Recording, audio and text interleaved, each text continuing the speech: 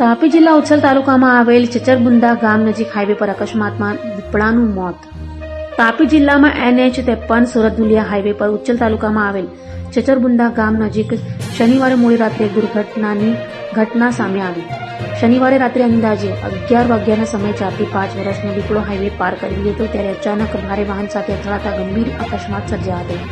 અકસ્માતમાં દીપડાના માથાના ભાગે ગંભીર ઈજા થતા દીપડાનું ઘટના સ્થળે જ મોત થયું હતું. ઘટના બનતા આસપાસના લોકોમાં ચકચાર મચી ગઈ હતી. આ બનાવની જાણ થતાં જ તરત ઉચ્છલ વન વિભાગના અધિકારીઓ અને સ્ટાફ, RFO સાહેબ Mittalbhai Patel, forester Sejalben Gamit, beat guard Lalubhai Kureshi અને બીટ ગાર્ડ સદ્દામભાઈ ખાચી સહિતના અધિકારીઓ અને કર્મચારીઓ ઘટના સ્થળે હાજર રહ્યા હતા અને દીપડાના મૃતદેહને કબજે લઈ આગળની કાર્યવાહી હાથ ધરી હતી. બાદમાં દીપડાની ડેડ બોડી સોનગઢ RFO કચેરીએ લઈ જવામાં આવી હતી. રવિવારે સવારે દીપડાનું પોસ્ટમોર્ટમ કરવામાં આવ્યું હતું અને વન વિભાગ દ્વારા કાયદેસરની કાર્યવાહી પૂર્ણ કરવામાં આવી હતી.